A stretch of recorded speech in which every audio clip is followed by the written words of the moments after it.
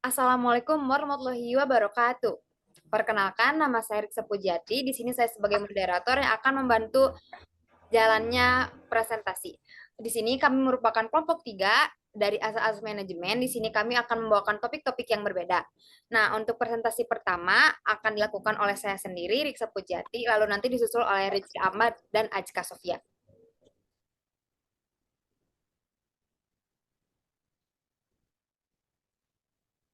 Saya sendiri akan membagikan pengertian tentang manajemen humas. Manajemen humas merupakan suatu fungsi manajemen dalam mengembangkan hubungan antar organisasi dengan publik atau masyarakat dengan tujuan membina hubungan kerjasama secara timbal balik di dalam kepentingan bersama dalam rangka mencapai pengakuan yang baik dari publik. Lalu ada tujuan. Tujuannya yaitu untuk membina hubungan harmonis kepada publik intern, lalu membina komunikasi dua arah antar publik internal, mengidentifikasi dan menganalisis suatu opini atau berbagai personal. Yang keempat, berkemampuan mendengar keinginan atau aspirasi-aspirasi yang terdapat di dalam masyarakat. Lalu yang terakhir, bersikap terampil dalam menerjemahkan kebijakan-kebijakan pimpinan dengan baik. Lalu ada fungsi. Fungsi dari manajemen humas merupakan menunjang kegiatan manajemen dalam mencapai tujuan organisasi. Lalu yang kedua, membina hubungan harmonis antara organisasi dengan publik internal dan publik eksternal. Yang ketiga, menciptakan komunikasi dua arah dengan menyebarkan informasi dari organisasi kepada publiknya dan menyalurkan opini publik kepada organisasi. Yang keempat, melayani publik dan menasihati pimpinan organisasi demi kepentingan umum. Yang kelima, operasionalisasi dan organisasi public relations adalah bagaimana membina hubungan harmonis antar organisasi dengan publiknya untuk mencegah terjadinya rintangan psikologis baik yang ditimbulkan dari pihak publiknya sendiri. Lalu selanjutnya ada tugas dari manajemen humas.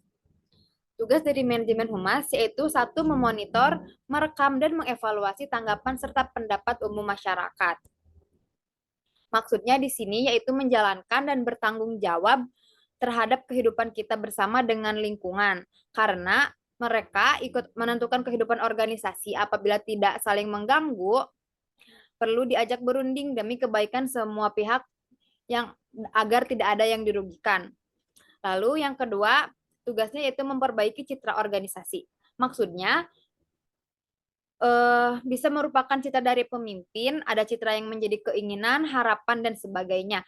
Citra yang bisa mendapat kepercayaan adalah citra yang kenyataan identitas organisasi itu sendiri. Lalu yang ketiga ada tanggung jawab sosial. Tanggung jawab sosial merupakan instrumen untuk bertanggung jawab terhadap tanggung jawab yang lain, terutama kelompok publik sendiri, publik internal dan pers.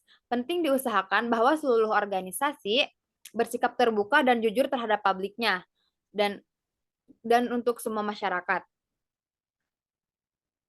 Yang ke Dan yang terakhir, yang keempat, ada komunikasi. Maksud dari komunikasi yaitu bentuk komunikasi yang khusus, komunikasinya timbal balik.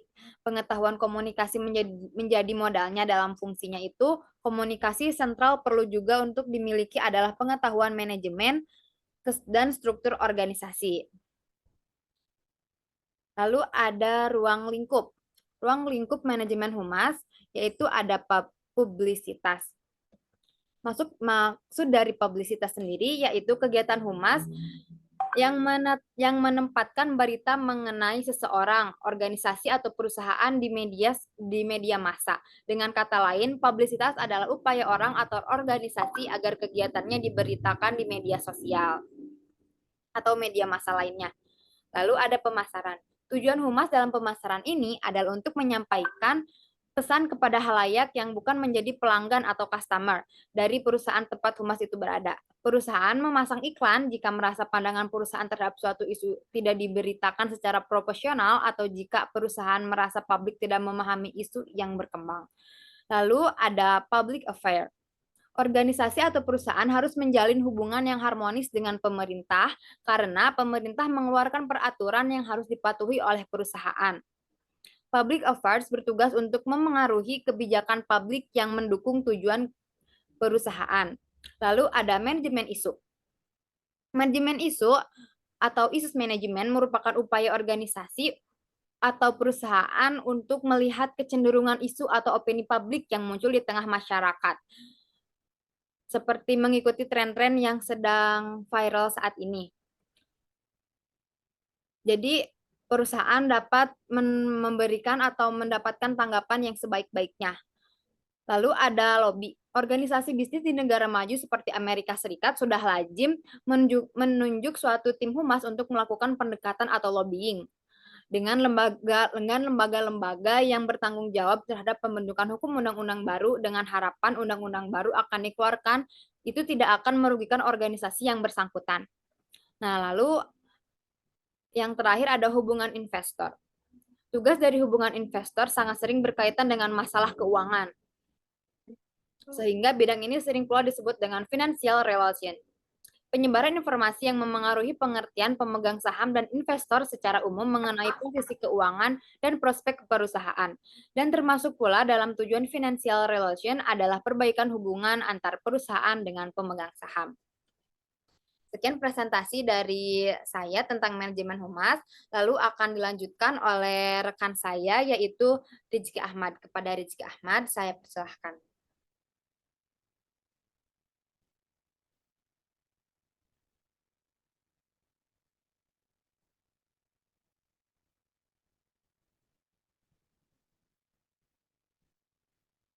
Terima kasih kepada moderator, yaitu saya di sini akan mempresentasikan tentang manajemen sumber daya manusia.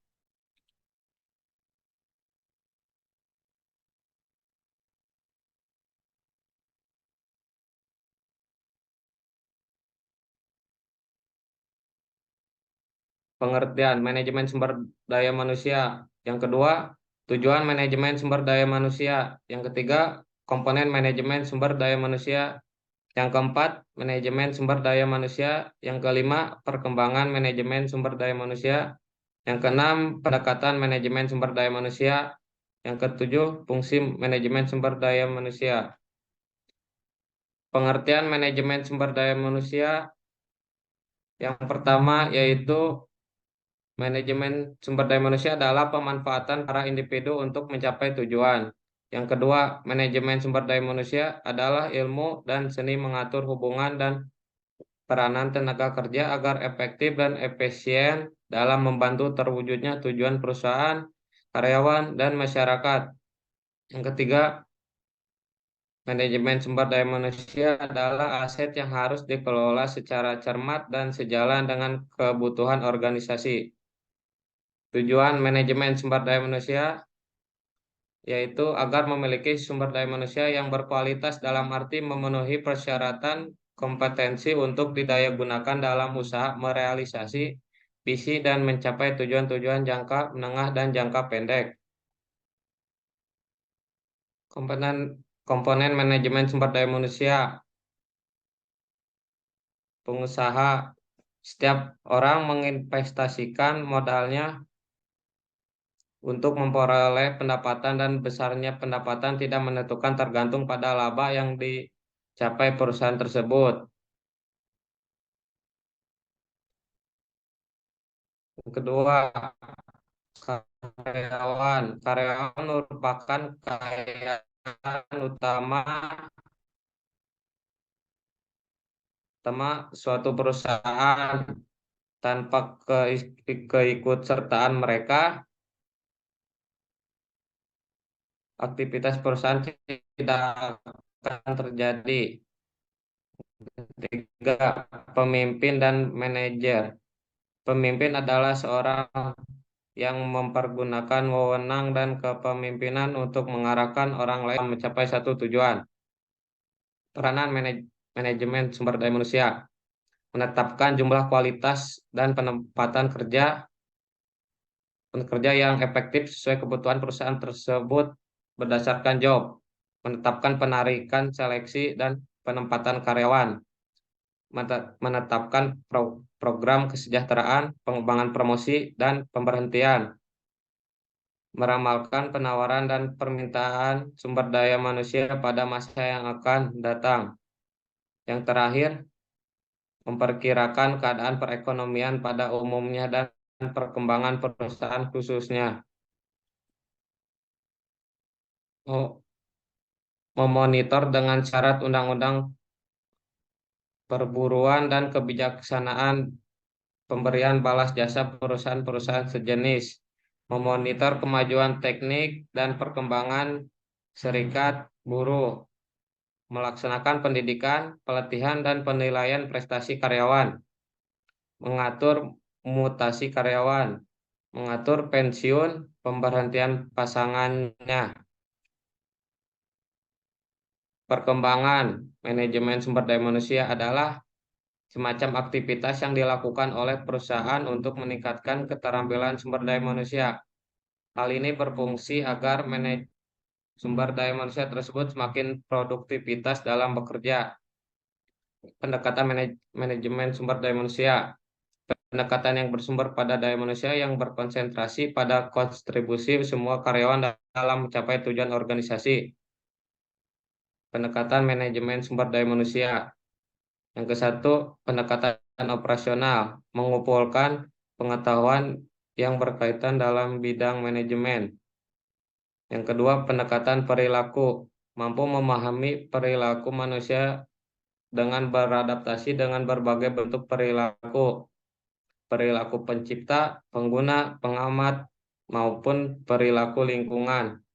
Yang ketiga, pendekatan sistem, upaya untuk melakukan pemecahan masalah secara menyeluruh dan melakukan analisis secara sistem.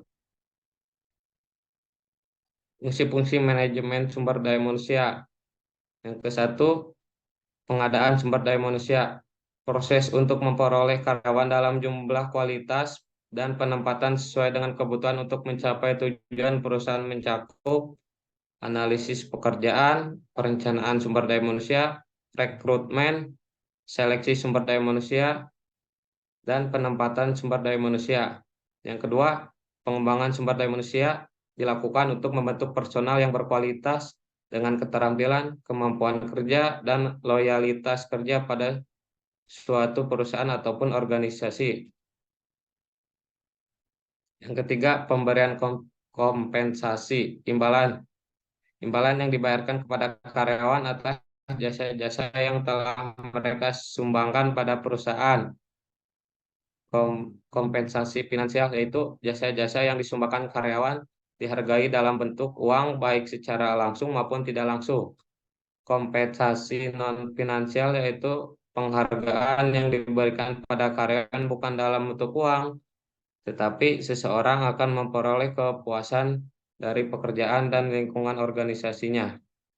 Yang keempat, pengintegrasian. Mencocokkan keinginan karyawan dengan kebutuhan organisasi diperlukan guna menetapkan kebijakan organisasi mencakup motivasi kerja, kepuasan kerja, dan kepemimpinan. Yang kelima, pemeliharaan sumber daya manusia. Upaya untuk mempertahankan karyawan dan tetap berada pada organisasi sebagai anggota memiliki loyalitas dan kesetiaan yang tinggi, meliputi komunikasi kerja, keselamatan, dan kesehatan kerja. Sekian presentasi dari kami. Dilanjutkan dengan Aska Sophia.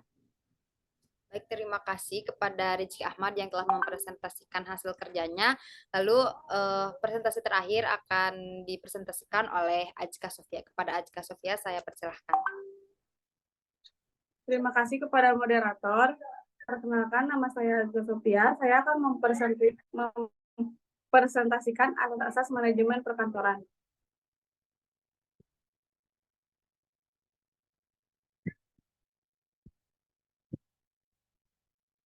Pengertian asas manajemen perkantoran. Asas manajemen perkantoran adalah penentuan kebijakan perorganisasian, kegiatan pengelolaan kantor, administrasi, perkantoran, atau pekerjaan kantor. Asas manajemen yang dapat digunakan untuk mengorganisasikan kegiatan adalah A. Asas sentralisasi, B. Asas desentralisasi, C. Asas desentralisasi terkendali atau gabungan. Asas sentralisasi, semua kerja perkantoran dalam organisasi yang bersangkutan diserahkan kepada satuan organisasi yang berdiri sendiri, di samping satuan-satuan organisasi yang memikul pekerjaan-pekerjaan operatif seperti mengetik, surat menyurat, menyalin warkat, atau memelihara arsip sistem pekerjaan kantor. Sebuah perusahaan yang menerapkan asas ini adalah sebagai berikut. 1. Penerimaan, pengiriman surat, penggolongan dan pengendalian serta penyimpangan surat. 2. Surat masuk yang diterima oleh unit, pengelola harus disampaikan terlebih dahulu kepada unit kearsipan. 3. Penggunaan sarana pencatatannya sudah lebih efisien. Asas ini akan berjalan dengan baik dan lancar apabila memenuhi kriteria sebagai berikut. 1. Organisasi masih kecil dan telah memiliki program manajemen yang mantap. 2. Adanya jaminan kerahasiaan informasi, khususnya yang terkait dengan kebijakan. 3. Kondisi lingkungan gedungan tidak terpisah-pisah atau saling berdekatan.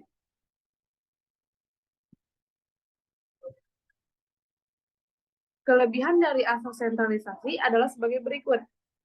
Pengawasan mudah dilakukan, prosedur lebih mudah diseragamkan, penggunaan alat dan perabot lebih hemat, pengguna beban kerja dapat dibagi secara merata, penggunaan tenaga kerja dapat dibagi secara merata, kemungkinan hilangnya arsip atau salah penyimpanan arsip kecil sekali terjadi karena arsip dikelola oleh tenaga-tenaga yang telah dipersiapkan untuk bertugas pengelola arsip atau profesional. Kemungkinan penyimpanan arsip ganda kecil sekali karena akan segera diketahui apakah arsip yang bersangkutan merupakan duplikasi atau bukan. Kelemahan asas sentralisasi adalah sebagai berikut. 1. Tidak mungkin menampung pekerjaan yang cukup banyak pada waktu yang bersamaan.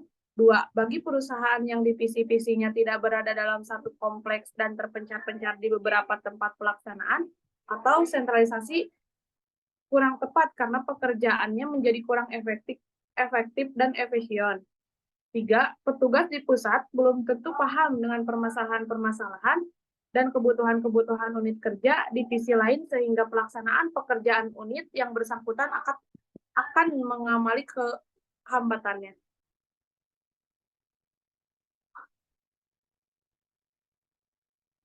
Asas desentralisasi, setiap satuan organisasi dalam seluruh perusahaan melakukan semua kerja perkantoran yang terdapat dalam lingkungan sendiri di samping melaksanakan tugas-tugas utamanya adalah kelebihan penggunaan asas desentralisasi adalah sebagai berikut.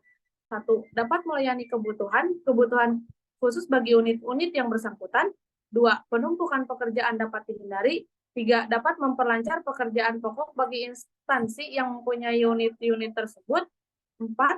Memerlukan biaya cukup besar karena keperluan alat lebih banyak. 5. Memerlukan tenaga yang terlebih banyak dan biaya yang besar untuk mengkaji pegawai.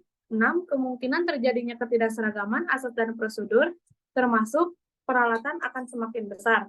7. Kemungkinan banyak dokumen yang ganda, pengawasan menjadi kurang maksimal.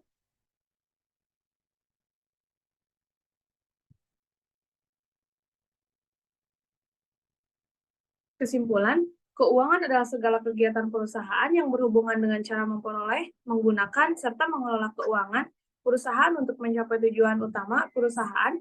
Keuangan merupakan salah satu fondasi yang kuat untuk pertumbuhan dan perkembangan perusahaan. Keuangan juga dapat dikatakan sebagai hal yang paling riskan dalam suatu perusahaan.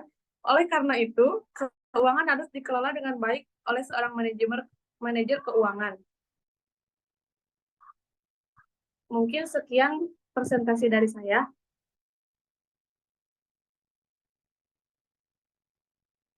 Terima kasih.